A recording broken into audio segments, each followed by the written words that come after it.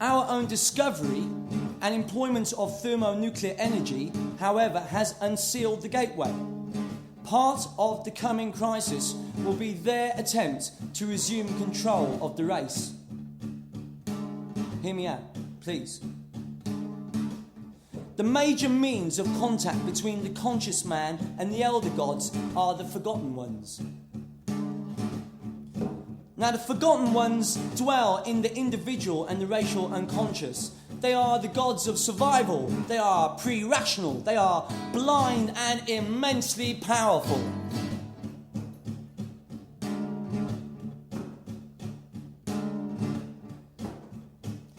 Their force manifests in man as hunger, the sex urge, the fight or flight adrenaline reaction, and the tribal cohesion factor. Hunger constitutes the primary link between the elder gods and the forgotten ones. The search for nourishment antedates the desire for mating. Even the asexual amoeba must eat to survive. The process consists of the intake and assimilation of energy, either directly, as in vegetable photosynthesis, or indirectly by consuming energy-storing matter. The forgotten ones seek both matter and energy, particularly in substances that consist of both modes: blood, mediumistic ectoplasm, the alchemical elixir. Now, this type of substance is used to attract the forgotten ones into manifestation. Dare we entertain it? To effectively counter a planetary invasion by the elder gods, the forgotten ones must be summoned to consciousness. In the process, the individual's demons will be released and must be reabsorbed. The forgotten ones must be comprehended and absorbed, and the link that exists between them and the elder gods must be obtained and controlled by the will of the magician.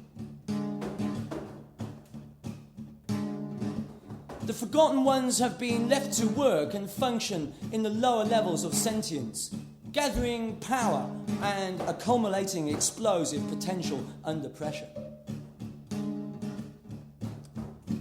Now, it is in the controlled release of these gods that the consciousness will be propelled beyond its present state and achieve the next and necessary condition of Gestalt consciousness, I believe.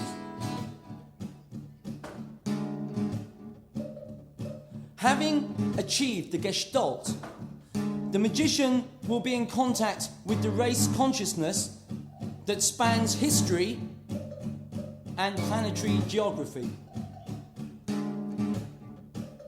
This entity of planet Man is the only human mode capable of enforcing the edict of exile upon the elder gods.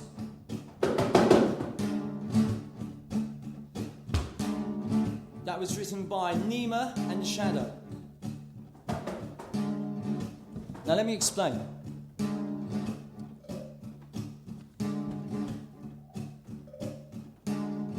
As an artist, one's whole life is dedicated to an unending series of contrasts.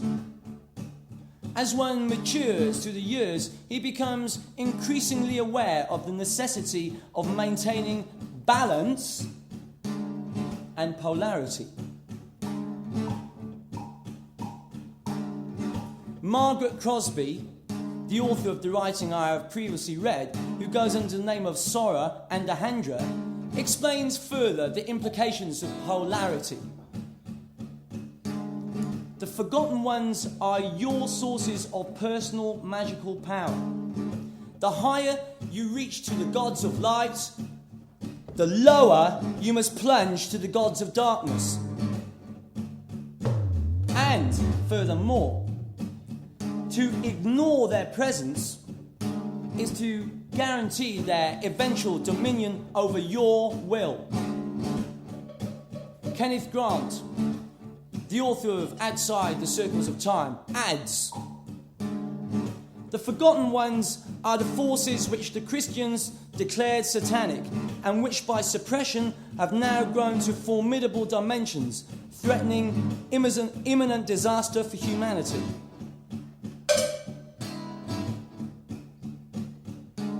So we are beginning to understand the Aquarian ideal of standing upright with our heads above the heavens and our feet below the hells. Or simply, the implications of balance and truth, I believe.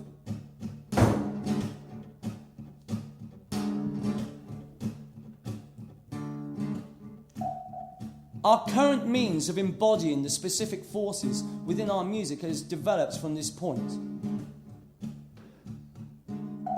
For example, in a recent experiment, I wish to convey an extra-dimensional experience encountered within a ritual invocation of a particular primal entity that I believe to be latent in the Middle East region at this moment.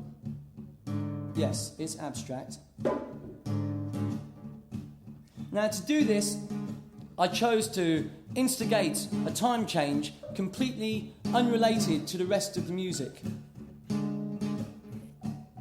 For I perceive the particular entity as being in between the space-time continuum.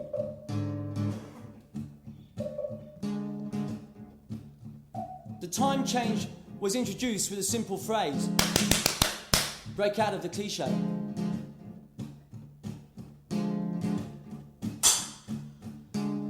For anyone interested in the time signature was 1312.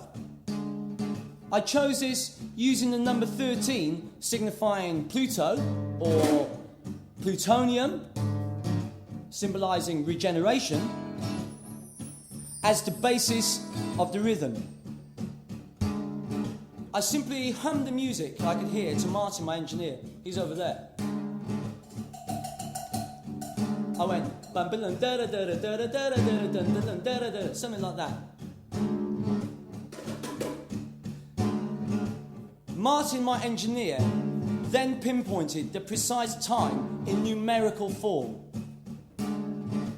Now, as this generally ranges from 40 beats per minute to 280 in modern metronomes, one can square or divide a number arrived at for a more precise variation.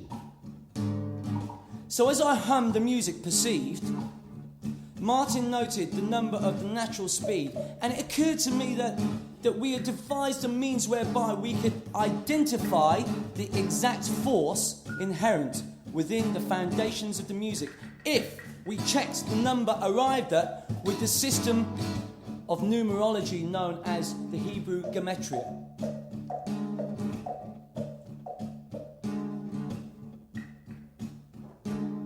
Now, as I had insane but fervent convictions that the force I had encountered was active in the region of the Gulf in the Middle East, I was astounded to learn that the number of the natural speed was 103, which ironically is that of the Prophet. Now, as we in Killing have now perfected a 13-note scale corresponding to planetary influences, the nightmare of the immediate future became visible on an oral basis. So let us watch with our ears and see for ourselves.